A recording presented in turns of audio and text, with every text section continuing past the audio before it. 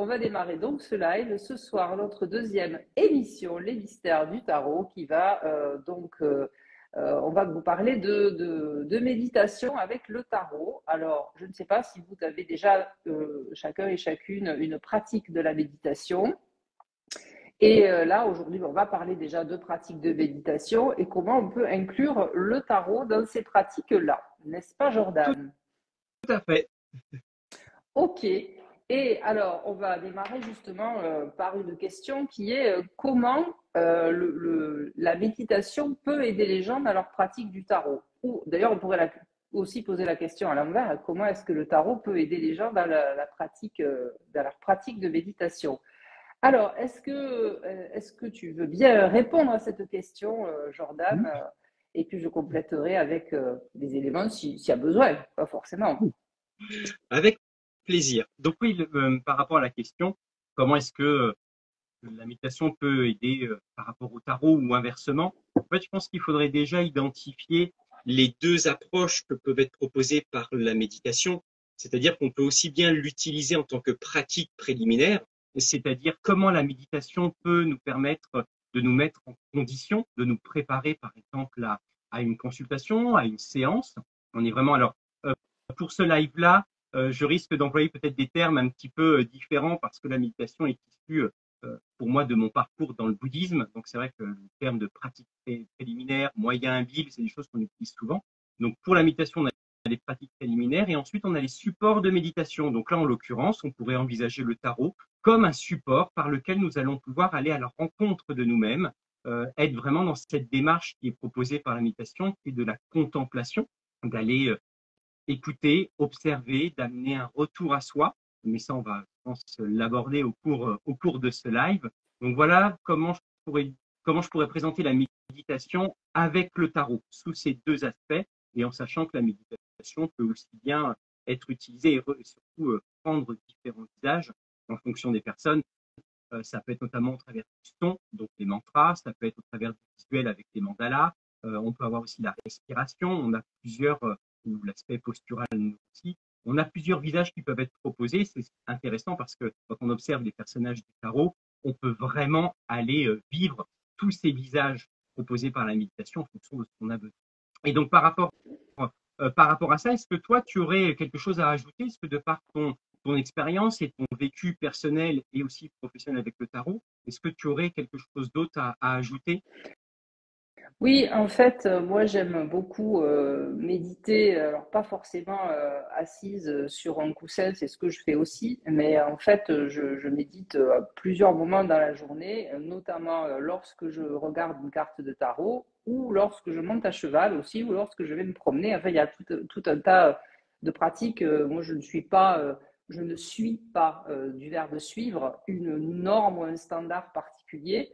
Ce que je sais, c'est que le tarot, en fait, il nous aide à accéder à des ressources à l'intérieur de nous, de par les représentations qu'il y a sur les cartes. Et la méditation, en fait, elle va aider à activer ces ressources. Parce que parfois, on peut accéder aux ressources, et puis une fois qu'on y a accédé, on ne sait pas trop quoi en faire. Et donc, la méditation, du fait qu'on va observer ce qui se passe en nous, va nous aider à activer ces ressources-là. Et puis, on va en reparler, mais ce qui peut être compliqué pour certaines personnes quand on médite, c'est de calmer son esprit. Mais d'ailleurs, ce n'est pas forcément le but de la méditation, hein, on va y revenir. Et le fait de regarder comme ça une carte, un peu avec les yeux dans le vague, au bout d'un moment, on a, c'est ça, le regard qui est un peu fixe, un petit peu comme si on entrait sous hypnose.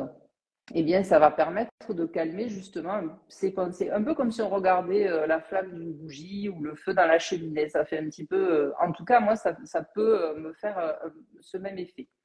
Donc, je ne sais pas pour vous, donc ceux qui êtes là ce soir, si vous êtes toujours là, si justement vous utilisez le tarot un peu comme ça, le contempler la carte avant tout de suite d'essayer de l'interpréter, si ça vous aide à vous calmer justement votre mental qui part dans tous les sens.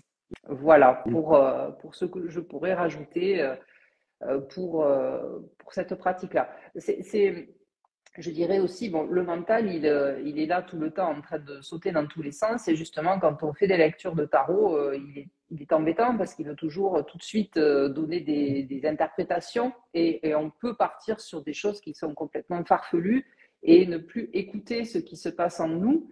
Et ce qui se passe en nous, c'est aussi quelque chose qui peut se passer à l'intérieur du client avec qui on est ou du consultant. Donc, du coup, on perd toute la connexion. Et donc oui, est-ce que vous avez une pratique de méditation, hein, vous qui participez au live? Est-ce que vous avez déjà une méthode? Est-ce que vous êtes déjà adepte de la méditation? Et par rapport à ce que le temps que les personnes répondent, Mhm.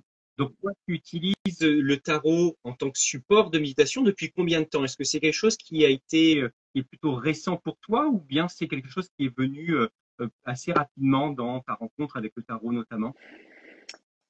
Bah, c'est difficile à dire parce qu'en fait, je pense que j'ai commencé à méditer et à utiliser le tarot en même temps, mais je ne savais pas que je méditais probablement lorsque j'utilisais le tarot, en fait.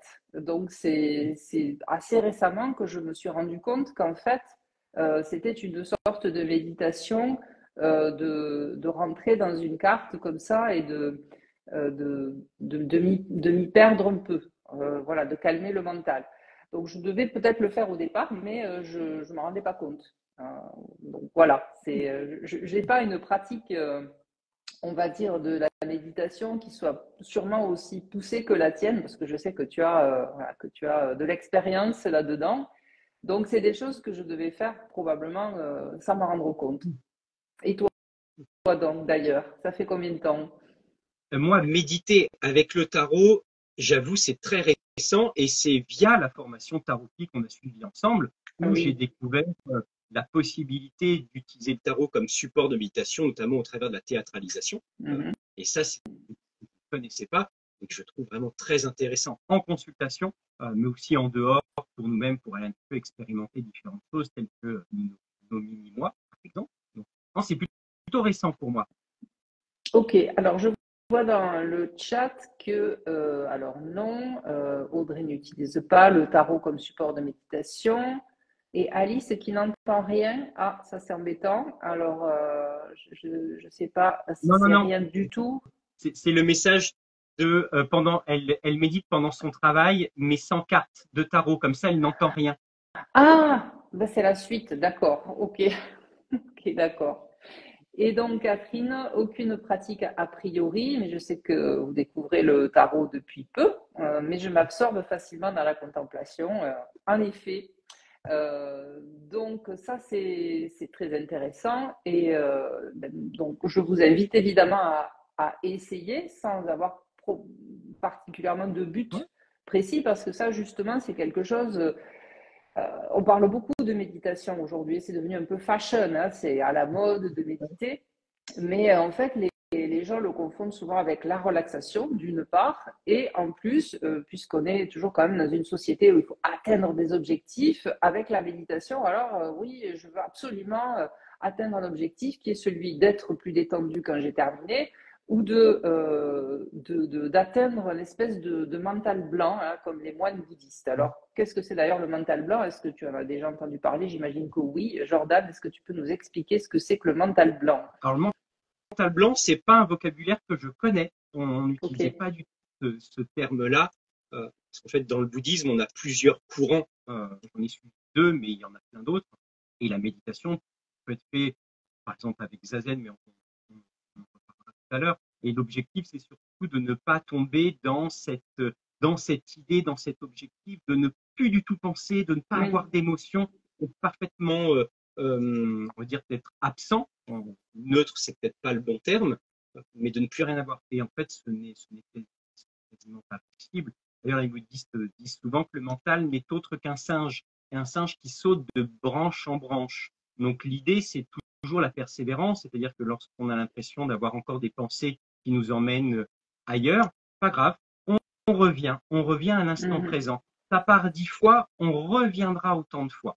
Et plus on s'entraîne, bah, plus on va rallonger le temps, notamment de la méditation. Oui. Oui, le mental blanc, c'est ça, hein, c'est en fait imaginer que sa tête est complètement vide de pensées, hein, puisqu'en fait c'est ce qu'on a dans la tête, hein, ce sont des pensées et c'est ce qui nous agace parfois, c'est qu'on passe de l'une à l'autre et qu'on n'arrive pas à se fixer, par exemple, sur sa respiration, etc. Mais c'est vrai que c'est impossible en fait d'atteindre ce mental blanc, ou alors peut-être il faut être moine bouddhiste depuis l'âge de 10 ans, j'en sais rien, et peut-être qu'ils arrivent à un moment donné. Mais en fait, c'est de la fonction de notre cerveau, hein, de produire des pensées. Donc, les arrêter, c'est pas le but de la méditation. Et si vous fixez absolument d'ailleurs cet objectif, je veux absolument ne plus penser. Ben, d'ailleurs, le cerveau ne comprenant pas la négation, vous allez vous fixer là-dessus. Plus avoir de pensées, plus avoir de pensées, plus vous allez penser à ça et plus vous allez en avoir. Et plus vous allez ressortir agacé et irrité.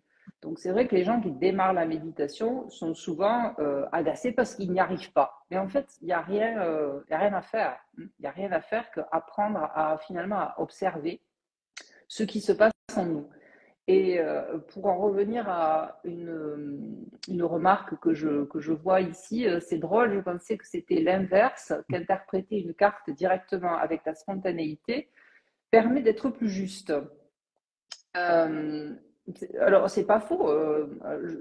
Bien sûr, il y a des choses qui viennent spontanément, et puis il y a des choses parfois, il faut attendre un petit peu, en fait. Il faut attendre un petit peu que les ressentis arrivent. Ça dépend des personnes, en fait, c'est toujours pareil. Il y en a qui vont avoir des ressentis immédiatement, et d'autres, il va leur falloir un petit peu plus de temps pour atteindre un état où, d'après ce que je vois dans la carte, je vais avoir donc des ressentis qui viennent, des ressentis soit corporels, soit des images qui m'arrivent et qui peuvent ne pas avoir grand sens au début, mais il suffit de les partager par exemple avec la personne avec qui on lit les cartes pour avoir, pour valider en fait des choses qu'elle pourrait ressentir elle aussi.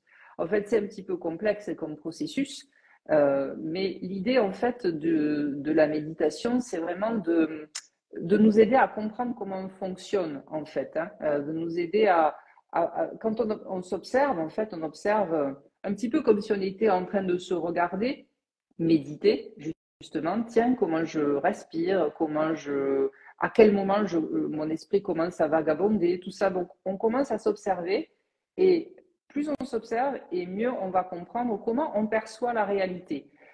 Et c'est ce qui est bien de pouvoir prendre cette distance-là, c'est qu'on va moins croire du coup à toutes les histoires qu'on se raconte toute la journée dans nos têtes et qui font qu'on peut souffrir d'ailleurs de ces histoires-là. C'est souvent le cas, hein. On va commencer à s'inventer des histoires sur les relations qu'on a avec les autres et c'est ça qui va nous faire souffrir en fait, hein. Donc de prendre cette distance-là, c'est ce qui est intéressant avec la méditation. Alors je vais te laisser un petit peu parler maintenant, Jordan. Non, c'est pareil pour cette question. Elle est intéressante parce qu'en fait, la méditation n'est pas obligatoire pour faire une bonne lecture du tarot. Oui. Ça fait partie des. Comme moi, je n'utilise pas la méditation avant des séances, euh, mais par contre, chacun peut avoir son petit truc, Mhm. son petit rituel, on va dire, qui va permettre vraiment de se recentrer parce que c'est vraiment ça qui est important. Et lorsqu'on choisit d'aller, alors en fonction, c'est pareil, en fonction de la question en fonction de l'attente, du besoin, de l'élément de réponse que la personne recherche, on va avoir une modalité d'action, d'interprétation qui peut être différente. Et donc, soit ça va être plus spontané, soit ça va être plus de l'ordre de l'observation, du ressenti. Et c'est ce qui est intéressant, c'est qu'on va avoir cette idée, parfois on peut avoir une interprétation directe, spontanée, et plus on déroule le fil, et plus on se rend compte que bah, ça nous conduit, ça nous amène à autre chose qu'on n'aurait peut-être pas vu de manière voilà, spontanée, mais que cette spontanéité nous a amené à autre chose, ce qui est tout aussi intéressant par rapport à ça. Oui, Et comme donc, tu disais, c'est vrai on n'a pas, c'est pas obligatoire de méditer avant de faire une lecture de tarot. D'ailleurs, moi non plus, hein, je me recentre. Alors, on peut appeler ça un moment de méditation, mais 5 minutes suffit. En effet, je me recentre pour voir s'il n'y a pas des choses qui vont me gêner et qui vont en fait get in the way. Des fois, j'ai les expressions en anglais, pardonnez-moi, qui vont entraver un petit peu ma lecture, hein. Donc, voir si j'ai pas des gènes, ne serait-ce qu'avoir soif, envie d'aller aux toilettes, avoir une consultation, des émotions qui me passent par la tête. Donc, juste, je prends un moment mais je ne vais pas méditer pendant 2 heures avant une consultation. Moi, je médite le matin, de toute façon, quand je me lève, sans tarot. Et ensuite, je vais chercher mes cartes. Et puis, comme je l'avais dit la dernière fois, j'écris dans mon journal. Et là, c'est un autre moment de méditation, un peu différent du premier, qui m'a déjà mis dans un mood, en fait, d'observation de tout ce que je ressens en moi. Alors, je regarde s'il n'y a pas des questions. Non, il n'y a pas de questions pour l'instant. Oui. Par rapport à tout à l'heure, donc tu avais évoqué notamment cette difficulté que l'on peut rencontrer dans la méditation de partir un petit peu dans tous les sens.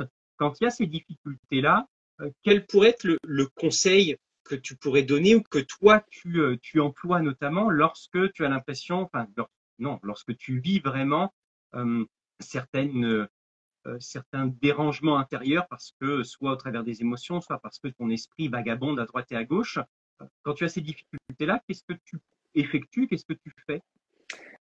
Oui, alors bon, moi j'ai plus trop de difficultés personnellement, mais c'est vrai qu'il y a beaucoup de gens, voilà, quand on leur parle de méditation, ah ben moi j'ai essayé, j'arrive pas, ça m'agace, j'arrive pas donc à calmer mes pensées, j'arrive pas, j'ai trop d'émotions, etc. Donc c'est comme de tout, je vous dirais, c'est comme de toutes les pratiques. Si vous ne persévérez pas, eh ben vous n'arriverez à rien. Excusez-moi de vous le dire, mais on n'a rien sans rien, comme c'est un peu, voilà, un peu cliché de dire ça. Mais comment on peut s'attendre à avoir une pratique qui soit bonne pour soi si on essaye une fois, on se dit bah, c'est pas confortable, alors je vais arrêter. C'est comme le sport, hein, par exemple. Ben, je me suis pas mis, j'ai pas fait de sport depuis 10 ans, puis tout d'un coup je m'y remets, ça fait mal, j'ai les muscles qui souffrent un petit peu. Ah bah du coup je vais arrêter de nouveau pendant 10 ans. Ben non, on persévère, c'est un entraînement. Oui, moi aussi au début je ne comprenais pas en fait. Je me dis mais je suis pas du tout détendue, ou alors je m'endormais complètement. Mais oui, j'ai persévéré parce que c'est mon tempérament déjà. Donc tant que j'ai pas obtenu quelque chose, je continue, quelque chose qui me fait du bien. Donc moi je vous dirais, ben, persévérer, trouver et essayer surtout peut-être à chaque fois de changer un petit peu quelque chose au bout d'un moment à votre pratique. Si vous voyez que vous n'y arrivez pas, il y a plusieurs façons de méditer. Comme je vous l'ai dit, on n'est pas obligé de s'asseoir avec voilà, en mettant les doigts comme ça en tailleur sur un coussin, hein. On peut marcher, il y a la méditation en marchant, on peut faire tout un tas de choses différentes. Donc, si vous voyez qu'au bout d'un moment, vraiment, vous n'obtenez rien, en fait, encore une fois, il n'y a rien à obtenir, mais si vraiment c'est ce que vous voulez, obtenir quelque chose et que vous n'y arrivez pas, eh bien, changer un élément et puis voilà, expérimenter en fait. Je veux dire, la vie, c'est ça, hein, on expérimente les choses et puis jusqu'à ce qu'on trouve notre façon de faire. Donc, et toi, Jordan, justement, qu'est-ce que tu dirais, toi qui as une grande pratique de la méditation? Ben, tout d'abord, c'est déjà, je vais reprendre ce que tu disais tout à l'heure, c'est pas une pratique de relaxation. C'est au Mm. contraire le gros souci qu'on a aujourd'hui, c'est qu'on envisage la méditation comme un moyen de relaxation, un moyen de se détendre ou d'être dans un état de bien-être. C'est pas du tout pour ça qu'a été fait la méditation, enfin, du moins dans l'approche bouddhiste telle que je l'ai apprise. Donc en fait, on va plutôt être à ce moment-là en tension intérieure. Alors, on va vraiment prendre de la distance par rapport à ça. Et la première question, si on rencontre des difficultés dans la méditation, c'est est-ce la bonne pratique? Est-ce que c'est Mhm. celle qui nous convient? Parce qu'on n'a pas tous la même porte d'entrée. Alors, tu donnais l'exemple d'être assis en tailleur. Est-ce que c'est vraiment quelque chose qui peut être agréable ou désagréable? Est-ce que c'est quelque chose qui aide vraiment à cheminer? Moi, je sais que la pratique de Zazen, qui est donc d'être dans une posture de tailleur durant une demi-heure, 10 minutes de marche méditative, plus encore une demi-heure en tailleur, ça a été une pratique que j'ai fait durant 2 ans et j'ai adoré.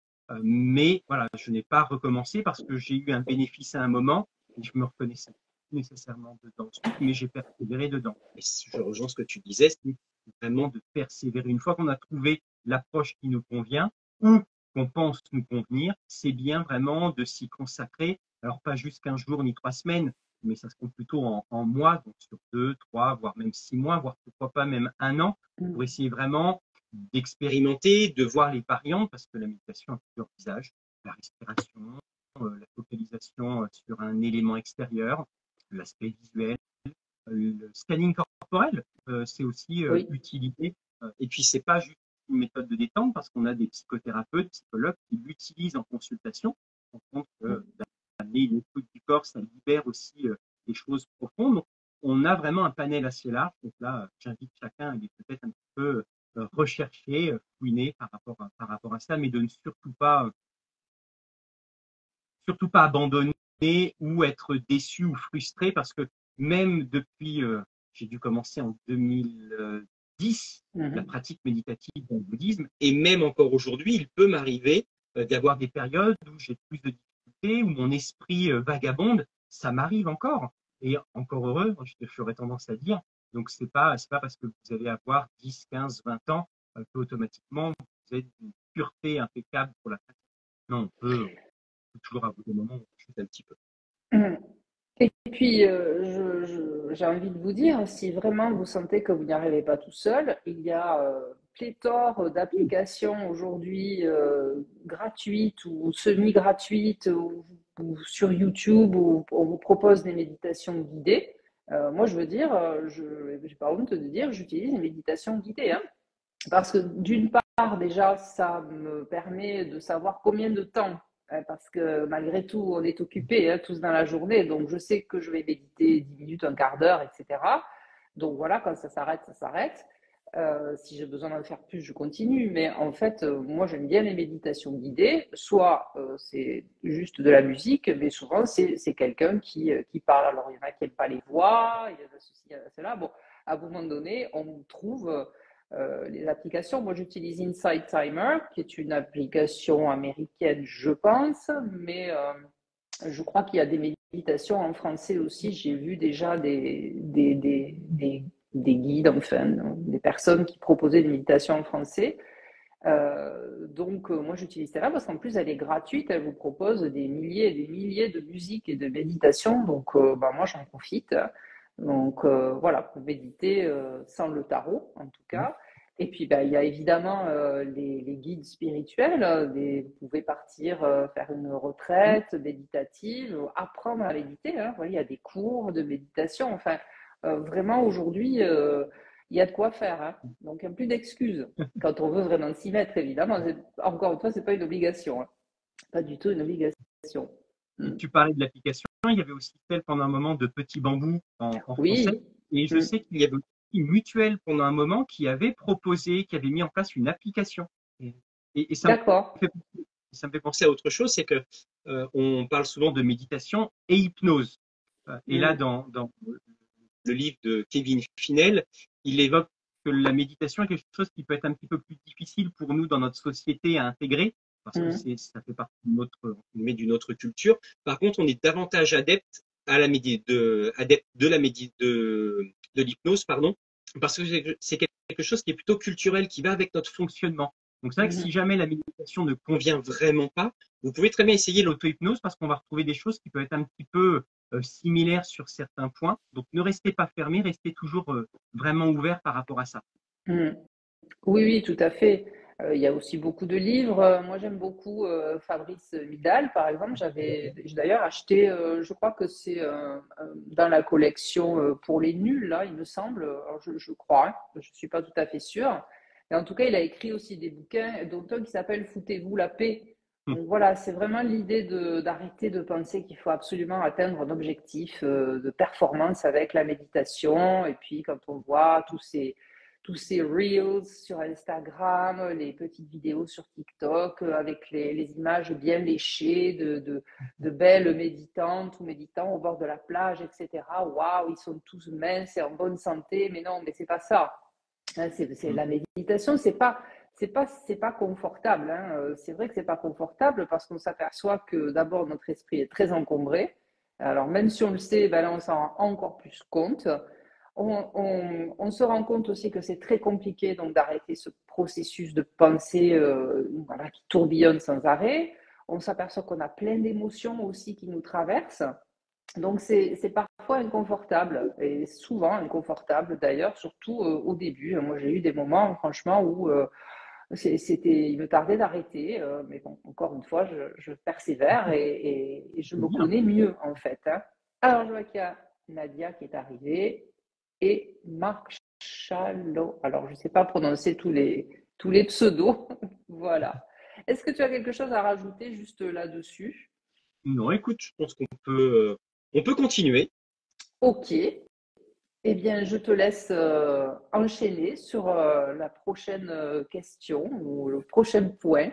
Oui, bah, qui fait vraiment la suite par rapport à ce qu'on a évoqué, c'est comment est-ce que toi, tu t'es mis à la méditation? Est-ce que de par ton parcours, de par ce que tu as appris dans ton cheminement professionnel, parce que tu avais notamment parlé de coaching dans le précédent live, est-ce que c'est quelque chose qui t'a donné envie d'aller explorer vraiment la méditation ou tu l'avais apprise, enfin, tu l'as découverte avant?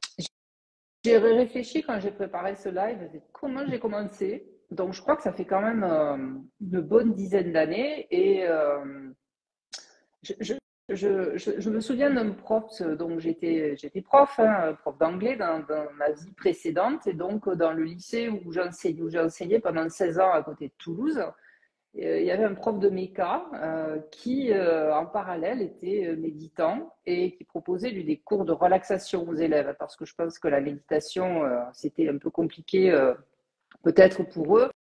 Et puis, il les proposait justement au BTS ou au terminal STI 2D, ça s'appelle aujourd'hui, donc qui étaient quand même beaucoup de garçons assez agités. Ils adoraient ça. Et donc, bon, j'avais discuté avec lui et je lui demandais ce que c'était, la méditation, tout ça. Et je crois que ça m'avait donné envie d'essayer. Et je lui avais dit, je me souviens une fois, j'avais discuté avec lui parce que lui, alors, il était parti faire des retraites. Enfin, vraiment, ça faisait longtemps qu'il méditait. Et je lui disais, alors, ben moi, à chaque fois que je médite, je m'endors. Est-ce que c'est bien?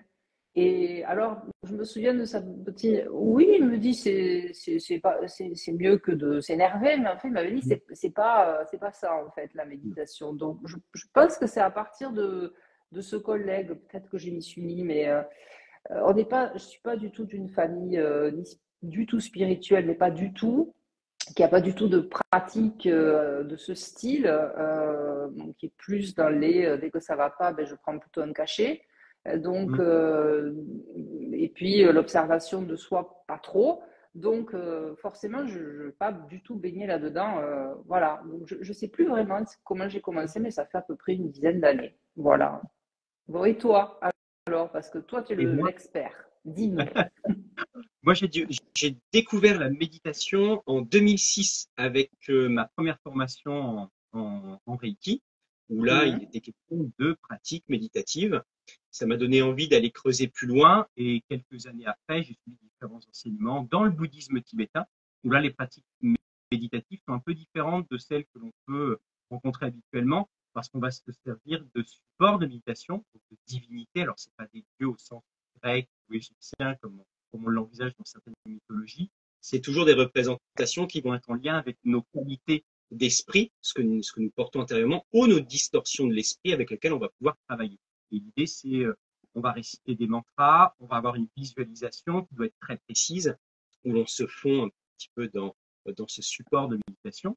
Donc j'ai suivi ça, et ensuite le zen, le bouddhisme zen avec la posture de zazen, comme j'évoquais tout à l'heure, testé plusieurs choses. Et puis aujourd'hui, je continue toujours la méditation avec la pratique parce qu'on a plusieurs pratiques méditatives dedans et bien entendu le bouddhisme avec, pour ceux qui connaissent, Vajrasattva et Sanghamena, donc le Bouddha de médecine et on va dire le Bouddha lumineux, c'est pour essayer d'atteindre vraiment un état de clarté, Mm. soit par rapport à ces différentes distorsions ou ces voiles intérieures. Donc voilà un petit peu mon parcours dans la méditation, avec des temps de pause, des reprises, d'aller faire Mm. peut-être d'autres pauses, d'autres enseignants, d'autres lamas. Donc, c'est Ok. vraiment un parcours dès qu'on découvre la méditation, qu'on a envie un petit peu d'aller creuser plus loin par rapport à ça. Super, donc je vois qu'il y a pas mal de personnes qui nous ont rejoints. Si vous avez envie, bien sûr, d'intervenir dans le chat pour nous dire quelles sont vos pratiques ou depuis combien de temps vous méditez. Si vous méditez, n'hésitez pas, bien sûr, nous vous lisons en même temps, donc allez-y. Et on va revenir un petit peu d'ailleurs sur le thème du jour qui est quand même méditer avec le tarot. Donc justement, on va repréciser comment est-ce qu'on peut utiliser la méditation avec le tarot. Alors, voilà, comment on peut faire, même si nous, on ne le fait pas à chaque fois, mais comment on peut faire voilà, éventuellement.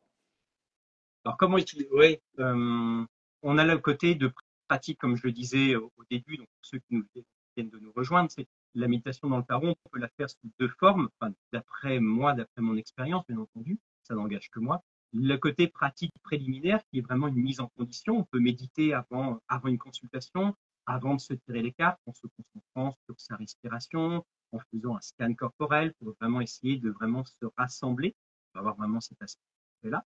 Et le deuxième va être plutôt d'utiliser le tarot en tant que support de méditation, où là, il va nous permettre vraiment, en tant qu'outil projectif, d'aller à la rencontre de parties, d'aspects de nous-mêmes, parce que c'est vraiment aussi le sens de la méditation, c'est de se confronter à nos distorsions intérieures, nos voiles parfois. Donc là, avec le tarot, ça va être vraiment d'aller à la rencontre de tous ces aspects, parfois peut-être des zones qui sont un petit peu troubles, un petit peu sombres, nos mini-moi, par exemple, de passer peut-être par la théâtralisation. Et la méditation, quand on utilise le tarot en tant que support, on a vraiment cette idée d'aller à la rencontre, de plonger dans l'arcane, et on peut se demander en l'observant, on peut se poser différentes questions. Je vois, je ressens, cela me fait penser à, et ensuite on génère un dialogue. Alors bien sûr, c'est pas un dialogue avec quelque chose, une entité qui serait extérieure, c'est vraiment un dialogue avec nous, mais au travers d'un support qui va nous conter une histoire, une expérience, un vécu.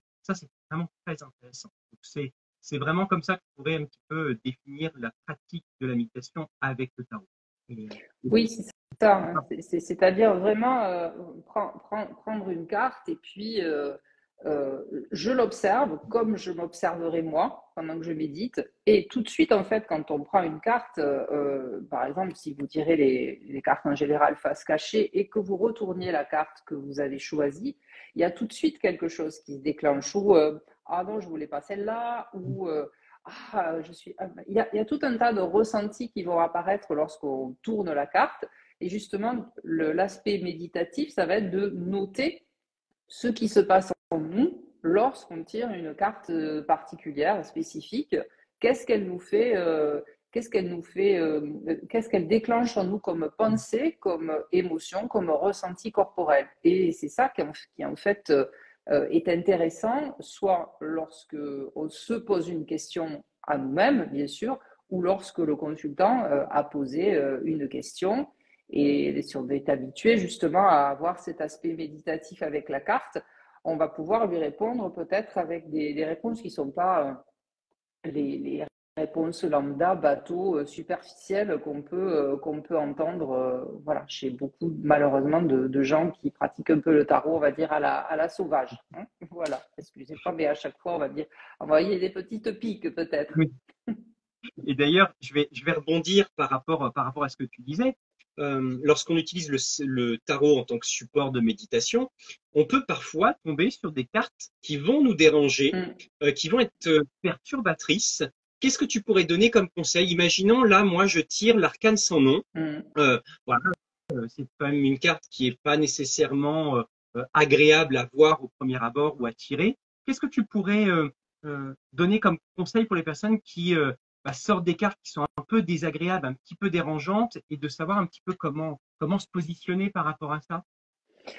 Oui, c'est vrai, là j'ai mes élèves en tarot le lundi et le vendredi soir. Alors déjà, l'arcane sans nom, par exemple, ou le diable, il y en a déjà qui m'ont dit, oh, elle me fait peur, cette carte, comme si je voulais pas la voir. Alors, c'est pas la carte en elle-même, bien entendu, on est d'accord, c'est un bout de carton, il n'y a pas de raison qu'elle vous fasse peur, il y a une image dessus, mais c'est ce qu'elle déclenche en vous. Et c'est ça qu'il faut aller, je dirais, affronter en même temps. Comme je disais tout à l'heure, la méditation, c'est pas toujours confortable et une image peut déclencher des souvenirs, peut déclencher des réactions qu'on n'a pas envie de voir parce qu'on n'a pas envie on n'a pas envie d'avoir mal, on n'a pas envie de souffrir, on n'a pas envie de passer une mauvaise journée. Mais en même temps, plus on va refouler ces choses-là, plus elles vont revenir, toquer à la porte et votre carte de l'arcane sans nom, elle risque de revenir de nombreuses fois. Donc plus vous allez la repousser et la cacher, et plus elle va revenir, elle va vous dire, regarde-moi, regarde-moi, pourquoi tu te sens inconfortable? Parce qu'il y a un squelette dessus, parce qu'elle a l'air en colère, parce qu'elle bosse dur, parce qu'il y a plein de choses. Donc moi, je vous dirais, vous tirez une carte qui vous plaît pas, ben, ne choisissez pas la solution de facilité et la remettre dans le paquet pour en tirer une autre. Affrontez-la. Affrontez-la, c'est-à-dire affronter vos zones d'ombre, affronter tout ce qui n'est pas forcément joli en vous. On a tous nos fameuses zones d'ombre, hein. On n'est Parfait. pas des saints, on n'est pas parfait. Donc on a tous voilà, des émotions, des moments qui sont pas terribles, ou qui sont pas jolis, qui sont pas très positives. Et alors, voilà, c'est de ça qui fait l'être humain.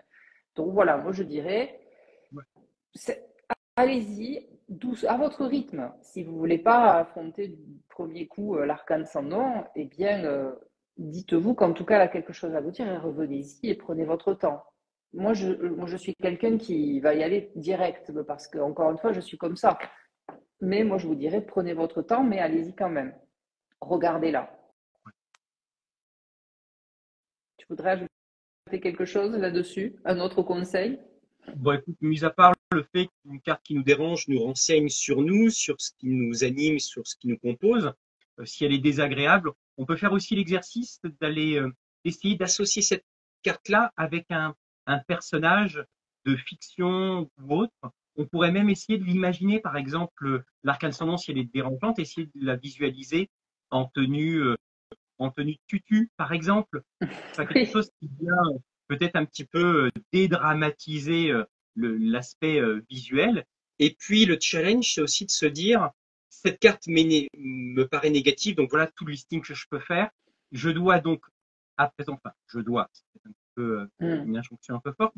L'idée, c'est j'observe et j'essaye d'en tirer quand même un aspect positif. Qu'est-ce qu'elle pourrait me dire de positif par rapport à moi, par rapport à Oui. mon activité, par rapport à mon vécu? Ça peut être aussi un exercice qui nous amène vraiment une meilleure connaissance de nous-mêmes, mais aussi du tarot, parce que parfois on peut aller aussi révéler des aspects qu'on n'aurait pas vus en temps normal.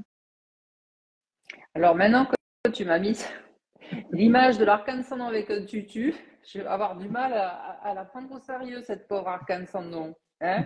Ah, bravo, ah, la pauvre, en tutu. Remarque, elle a un petit tutu quand même. On Là, peut un le petit voir comme une espèce de petite jupette. Hein? C'est tout à vrai, fait. sur cette représentation. Bien sûr, hein, je suis pas toutes pareilles. Bien, ben, je crois qu'on a fait un tour quand Oui, même assez large, bon, de la pratique de la méditation. Alors bien sûr, vraiment large hein, quand même. Puis surtout là, je vois on n'a pas de questions. Audrey est partie, elle devait nous quitter. Il n'y a pas vraiment de questions sur ces pratiques-là avec le tarot. Donc, moi, je propose qu'on fasse une courte méditation, donc avec le tarot. On va la faire à deux voix, hein, puisque nous sommes habitués. Donc, je vais en fait démarrer une petite narration et Jordan vous a préparé un petit poème, puisque il nous a raconté la dernière fois que ben, c'était un de ses hobbies, en tout cas qu'il écrivait des poèmes.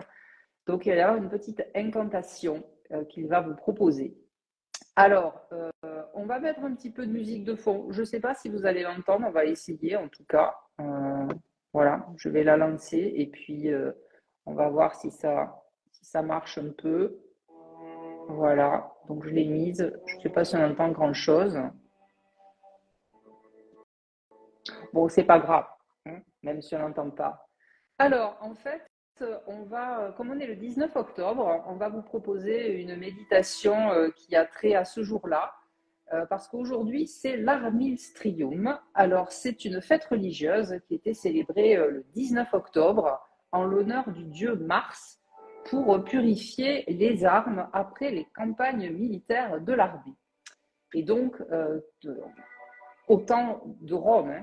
Alors moi, j'entends par contre la musique, je suis obligée de la baisser un peu parce que sinon, je ne sais pas ce que je dis. Alors, au temps des Romains. Donc, vous aviez toutes les légions qui étaient réunies sur le Circus Maximus à Rome, qui est en fait le plus grand hippodrome, je ne sais pas si on appelait ça comme ça, mais de Rome. Donc, il y avait des courses de chars. Et donc, légions étaient là, passées en revue, et puis les armes bien nettoyées, rangées et stockées pour l'hiver. Donc, on va vous faire une méditation autour du repos du guerrier, en fait. Donc, vous allez avoir besoin de prendre, alors si vous avez un tarot avec vous, de prendre la carte du 4 d'épée. Alors, j'ai mélangé, moi, Marseille et un rider, parce que c'est vrai que les numéraires sur le tarot de Marseille n'ont pas de dessin, où vous avez donc ce guerrier qui se repose. Voilà, donc ça, c'est le tarot Art Nouveau, parce qu'il suit le traditionnel Rider-Waite, bien sûr. Donc, vous avez cette idée de se reposer. Et puis, vous allez prendre avec vous les 4 cavaliers du tarot. Donc ici, voici les 4 cavaliers du tarot de Marseille. Hein. Donc le cavalier d'épée ici, oui, celui de denier, le cavalier de bâton, pour ceux qui les connaissent moins, hein, je parle, voilà, je ne sais pas qui c'est qui nous suit, et le cavalier de coupe, que vous allez en fait mettre face cachée. Vous allez mélanger vos quatre cavaliers et vous allez les mélanger, les mettre face cachée. D'accord? Alors, pourquoi le 4 d'épée? Je vous l'ai dit, donc, parce qu'il va représenter cette tranquillité d'esprit, le repos, et les cavaliers, parce que on va l'imaginer comme étant des protecteurs. Les protecteurs, ce sont des soldats, et ce sont les guerriers du tarot, en fait. Et chaque cavalier, en fait, il va posséder le talent ou le don de son enseigne. L'enseigne, c'est en fait les bâtons, les deniers, les épées, les coupes, hein, les carreaux, cœurs, piques et trèfles dans les cartes traditionnelles. C'est ça qu'on appelle une enseigne. Donc, le cavalier d'épée, lui, je vous le remontre, c'est la force, bien sûr, de l'esprit et des mots. Le langage et le mental, toutes les épées ont trait à ça. Les coupes, je le retrouve ici, ça va être la force de l'émotion et de la poésie. Les coupes sont reliées aux émotions. Regardez, il vous apporte le cœur sur la main. Est-il pas beau ce petit cavalier? Le cavalier de bâton ici, c'est la force de la passion et du feu intérieur. Le voici. Et enfin, le cavalier de denier, la force de la terre et de la puissance, donc de cette terre qui nous est donnée. Ok? Donc vous allez placer déjà le 4 d'épée devant vous et vous allez en fait, alors je vais vous le montrer peut-être si vous ne l'avez pas, vous allez entrer dans la carte, hein, vous allez faire comme je vous l'ai dit tout à l'heure, vous allez laisser un petit peu votre regard se perdre dans la carte. Alors bien sûr, prenez avant d'entrer dans la carte, comme si vous passiez un seuil en fait. Hein. Prenez une grande inspiration et vous faites comme si vous entriez, vous passiez le seuil de la carte et vous vous retrouvez dans cette chapelle, au pied de ce tombeau, probablement où repose un chevalier, un cavalier, un guerrier depuis longtemps, mais on peut dire aussi que vous vous reposez vraiment, hein. Vous n'êtes pas forcément mort de fatigue, bien sûr. Et en fait, s'il est à l'intérieur, vous allez ressentir comme vous vous sentez protégé, en sécurité dans cet environnement, à l'intérieur de cette carte.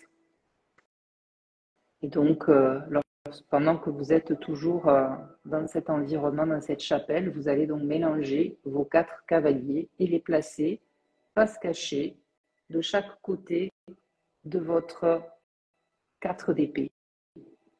Toujours face cachée. Et lorsque c'est fait, vous allez prononcer l'incantation que Jordan va vous donner. Allons-y. Cavalier du tarot, venez en cet instant. Vous qui chevauchez parmi les 4 éléments, je requiers votre assistance présentement. Protecteur, j'accepte qu'ici me soit révélée la nature du don que vous souhaitez m'enseigner. À présent, je rends grâce pour ce vœu exaucé. Voilà, votre incantation étant été prononcée, vous allez maintenant vous concentrer sur les 4 cartes qui sont positionnées autour de votre 4 d'épée et vous allez en choisir une que vous allez bien entendu retourner. Donc moi, je vais faire la même chose. Alors pour moi, c'est le cavalier de coupe qui est sorti et toi, le cavalier de denier. Oui, c'est ça. Et donc, en fait,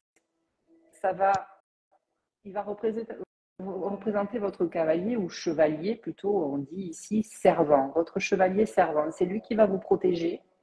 Donc le cavalier de coupe pour moi, le cavalier de denier pour toi, Jordan. Alors, si je ne sais pas quel cavalier vous avez eu, vous allez pouvoir le mettre une fois qu'on aura terminé la méditation dans le chat.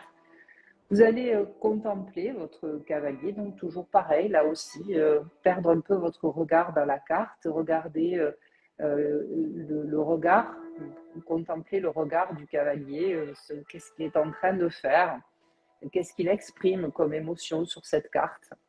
Vous allez, toujours pareil, entrer dans la carte, peut-être faire une petite caresse au cheval. Moi, évidemment, ce serait ce que je ferais tout de suite. Avant même de dire bonjour au cavalier, j'irai dire bonjour au cheval. Vous allez parler à ce cavalier, vous allez déjà lui souhaiter la bienvenue puisque c'est lui qui est venu à vous et qui va vous protéger. Donc vous allez lui souhaiter la bienvenue. Bienvenue, cavalier de coupe. Comment vas-tu? Est-ce que ça fait longtemps que tu chevauches? Moi, je lui demanderais ça, par exemple. Peut-être qu'il vous dit son nom, qu'il a un petit nom. Là, j'ai pas de nom qui me vient, par exemple. J'ai pas de prénom qui me vient, mais peut-être qu'il vous a murmuré son prénom à l'oreille. Et puis, ce qui est important, c'est qu'il va vous murmurer ses talents, ses capacités secrètes. Il va vous dire ce qu'il est capable de faire pour vous. Il va vous dévoiler toute sa sagesse, tous ses conseils pour vous assurer une vie pleine, une vie où vous vous sentirez en sécurité puisqu'on est sur ce thème-là. Vous allez peut-être découvrir son plat préféré, sa fleur préférée. Continuez à dialoguer avec votre cavalier, avec votre chevalier servant. Vous allez également lui faire des offrandes. Vous allez lui faire un petit cadeau afin de maintenir son énergie, sa force énergétique bien vivante. Et puis vous allez pouvoir, une fois que vous aurez reposé la carte dans le jeu, ou peut-être la garder sur un petit hôtel, AUTEL bien sûr, chez vous, ou quelques jours, vous allez pouvoir poser la carte quelque part, ou sinon, vous pouvez la remettre dans le jeu et vous allez garder l'image de ce chevalier, de ce cavalier dans votre tête. Vous allez la voir sur votre porte d'entrée, puisqu'il protège l'entrée de votre maison. Vous allez voir son image se projeter au-dessus de votre lit, également, puisqu'il va protéger votre sommeil. Vous allez voir son image se projeter sur votre lieu de travail si vous sentez que vous avez besoin de protection à cet endroit. Dans votre voiture, bien entendu aussi, lorsque vous partez faire un déplacement en voiture afin qu'il vous protège des autres conducteurs, des accidents, des mauvaises rencontres. En fait, vous allez le visualiser à chaque fois que vous aurez besoin de protection pour vous. Donc, à chaque fois que vous avez besoin d'aide, que vous avez besoin d'être défendu, que vous avez besoin d'une armure, vous allez convoquer votre chevalier servant. Je vous laisse quelques secondes encore avec votre carte, votre chevalier servant. Et lorsque vous serez prêt, vous allez pouvoir de nouveau prendre une grande inspiration et revenir ici et maintenant avec nous dans le live.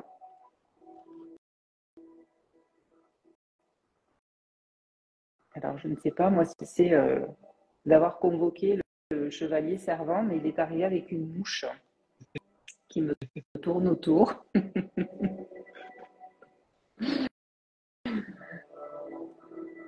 Voilà, je vais baisser la musique. Ok. Alors, est-ce qu'il y a toujours des gens? Je vois 5 personnes connectées. Est-ce que vous avez pu faire cette méditation avec nous? Est-ce que vous avez si vous avez envie de partager, bien sûr, quel est le cavalier qui est sorti pour vous? Je suis curieuse de savoir. Quel effet ça t'a fait d'avoir le chevalier de... On dit chevalier ou cavalier, hein, c'est Oui, pareil. De denier, Jordan. Est-ce que tu t'attendais à celui-là? je ne m'attendais pas du tout à celui-ci. Et la sensation que j'ai eue, c'est l'idée un petit peu de faire demi-tour, d'aller un petit peu plus sur la gauche, de ne pas non plus avoir qu'un seul objectif ou de se focaliser. Alors, ce qui est marrant, c'est que ça rejoint une discussion avec Nadia par rapport à son défi du mois. Donc, vraiment, dans le ressenti, quand j'échange avec ce personnage-là, vraiment l'idée d'aller un petit peu plus sur la gauche, voire même de faire peut-être un demi-tour parce qu'il y a quelque chose que j'aurais pu oublier ou manquer, Mhm. par exemple. Et, bon, après, je me suis absenté quelques secondes, donc j'ai pas pu tout continuer. Mais c'est vraiment la sensation que j'ai eue. Et toujours quelque chose d'aller. Oui, tu allais le dire, Nadia. Quelque chose d'assez stable en plus.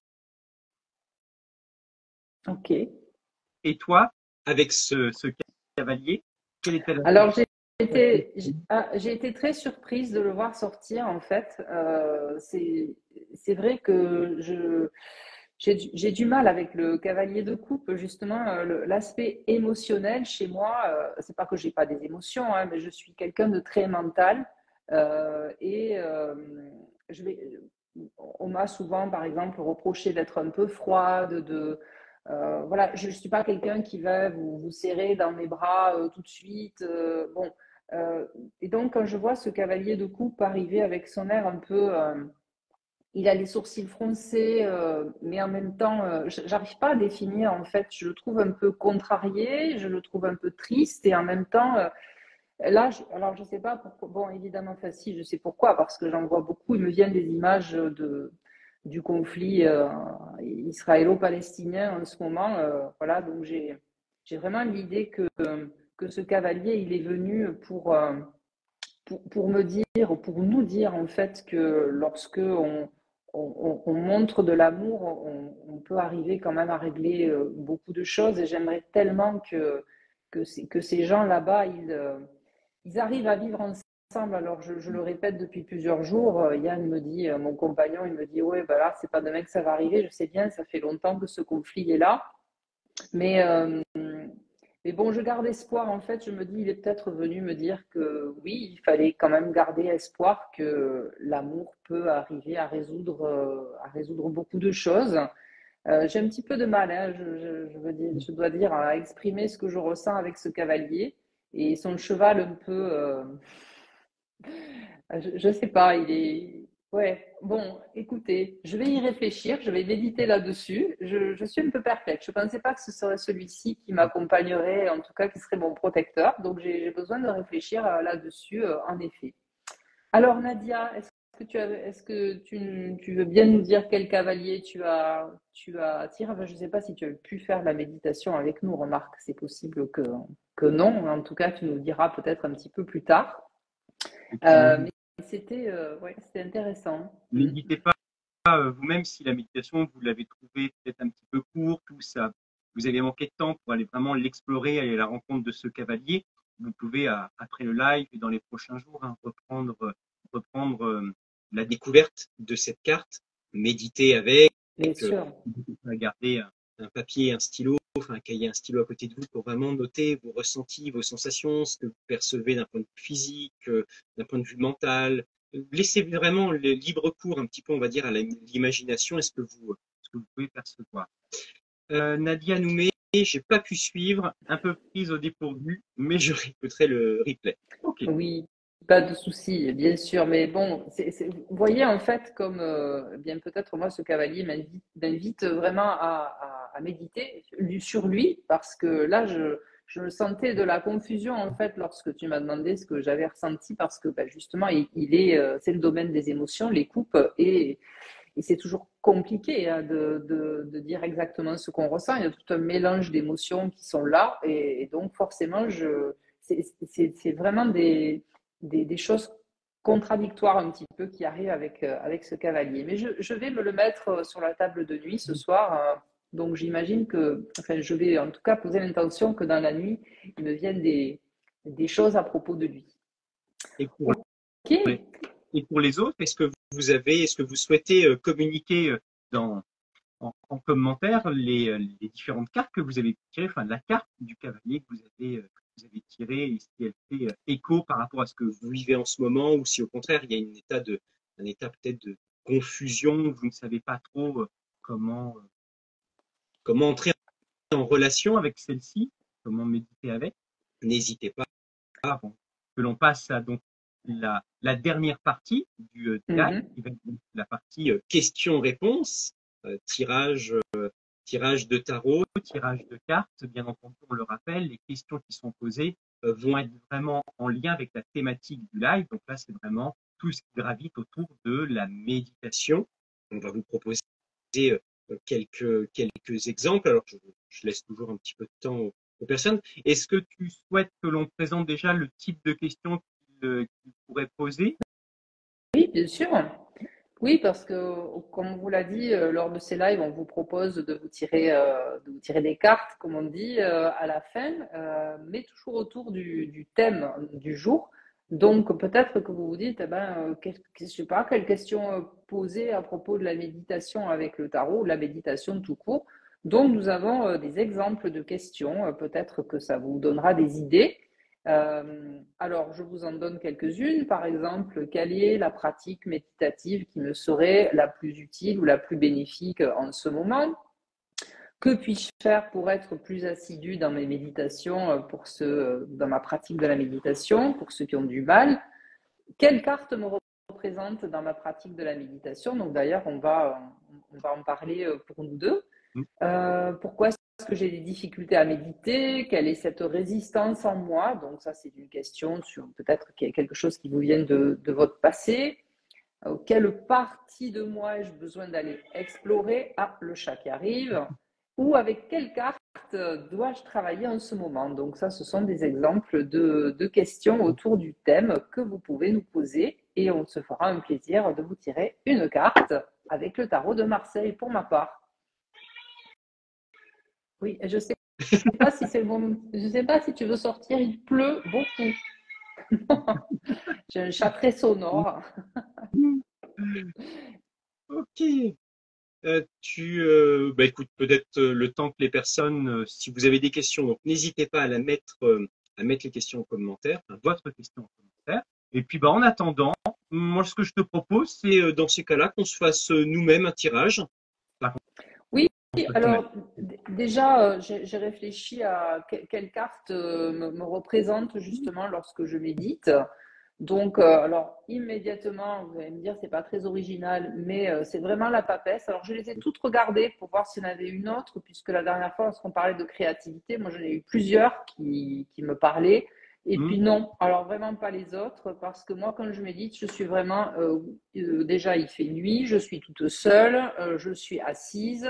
J'ai pas de livre à la main, mais j'ai mon téléphone avec mon application. Donc, mon application sur laquelle je cherche la méditation que je vais faire. Et puis, souvent, je suis couverte, je suis encore en pyjama, j'ai un plaid, etc. Et je suis vraiment isolée, je ne suis pas dehors forcément. Donc, ma première pratique du matin, ça ressemble vraiment à la papesse. Voilà.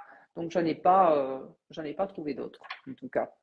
Est-ce que toi, Jordan, c'est la papesse aussi?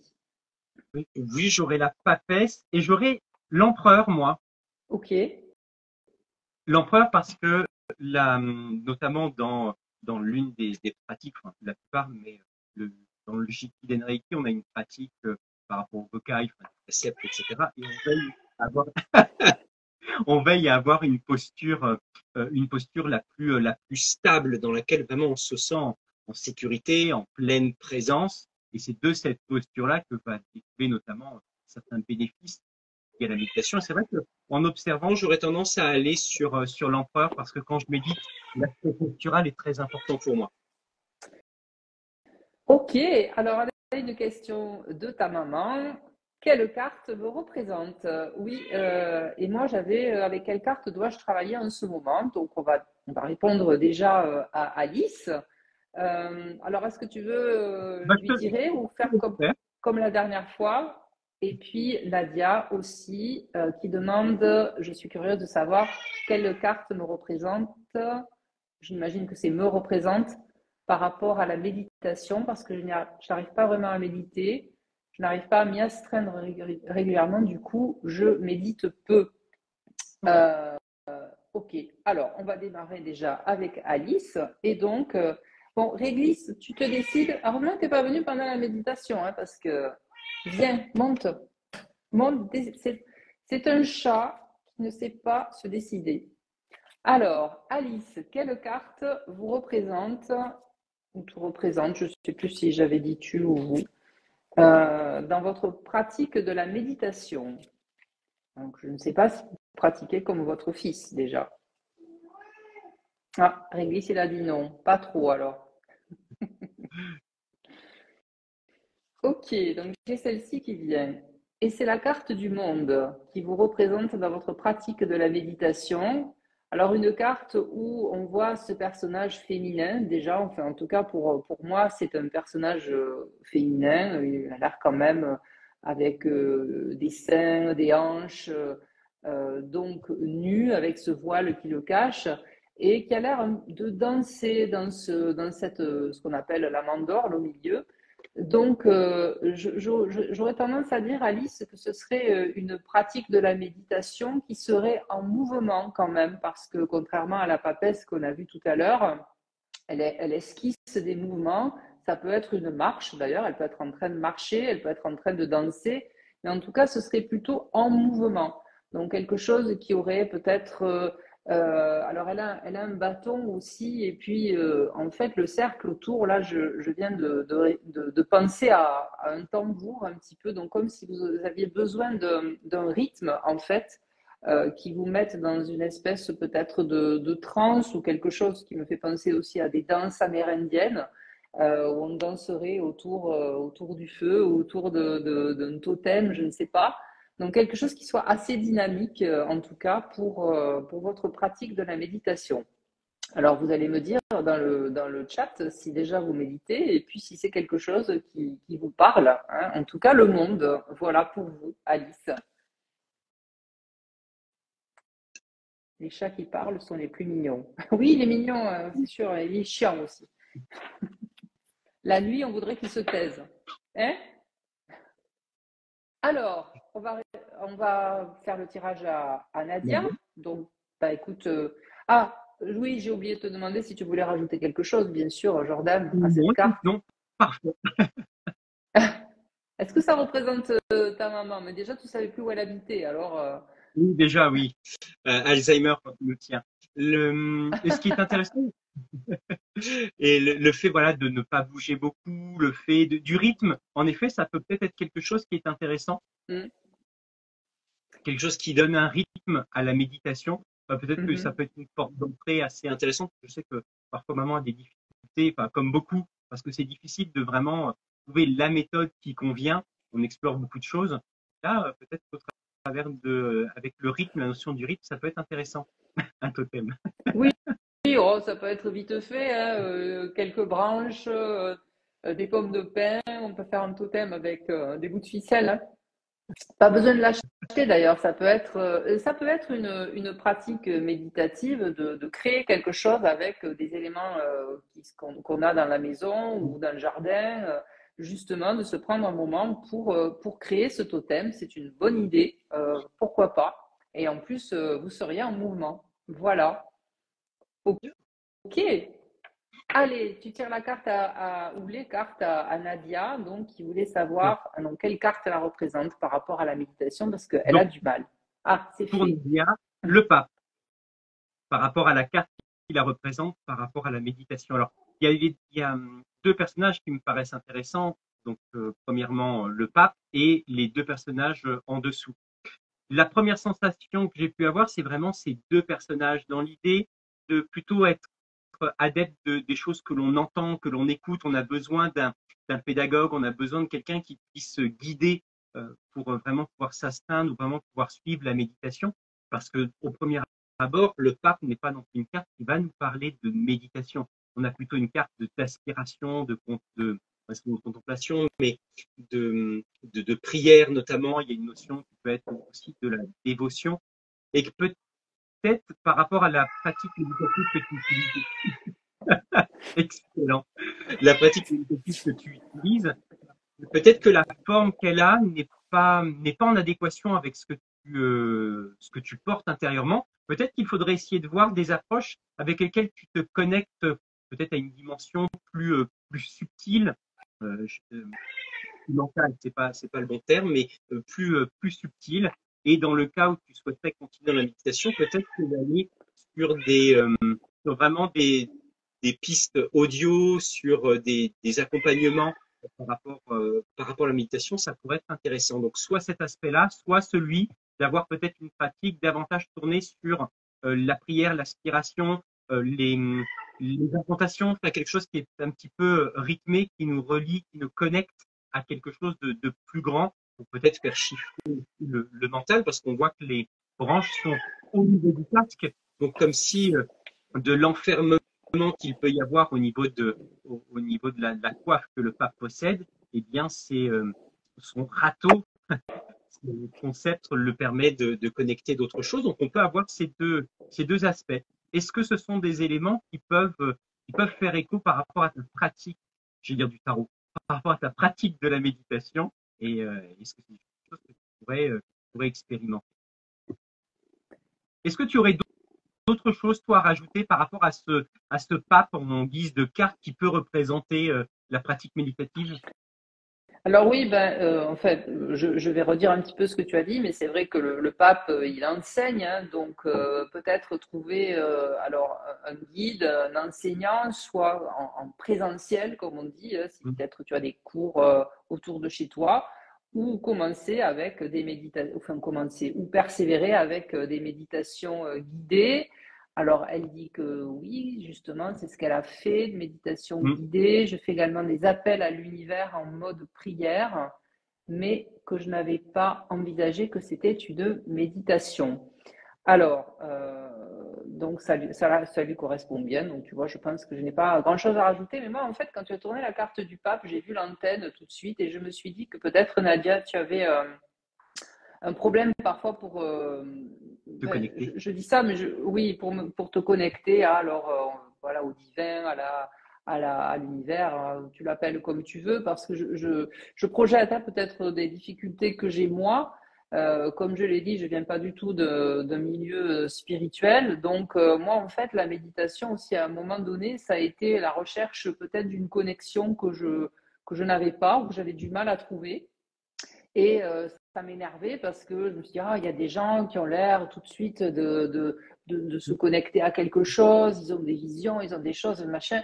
Et moi, pas vraiment. Et j'ai appris à lâcher complètement prise là-dessus. En fait, comme j'ai dit, ben, je persévère, je continue à méditer. Et il y a des fois, j'ai des ressentis qui sont un peu plus profonds. J'ai l'impression, effectivement, avec des visualisations plutôt, où on dézoome, où on part un petit peu dans l'espace, dans le cosmos, comme ça, et où je sens quelque chose qui est plus fort que ce que j'avais déjà ressenti. Mais c'est vrai qu'il y a, voilà, il peut peut-être y avoir ce manque de connexion parce que moi, j'ai vu l'antenne tout de suite. Et voilà, elle dit que ça l'agace aussi. Voilà. Mais il ne faut pas être agacé. C'est quelque chose qui va peut-être venir ou pas, c'est pas grave. Voilà, c'est l'idée. Il faut arrêter de se dire, voilà, il faut que j'atteigne absolument un objectif, que ce soit d'une plus grande ouverture spirituelle ou d'une plus grande relaxation. Ou voilà, ça viendra quand ça viendra. Si ça vient pas, tant pis. Ça peut venir de toute façon l'aspect spirituel dans plein d'autres choses. Moi, je suis très connectée à la nature, par exemple et je parle à tous les éléments naturels. Donc, c'est peut-être ma façon à moi de me connecter qui est différente de quelqu'un d'autre. Donc, courage, Nadia.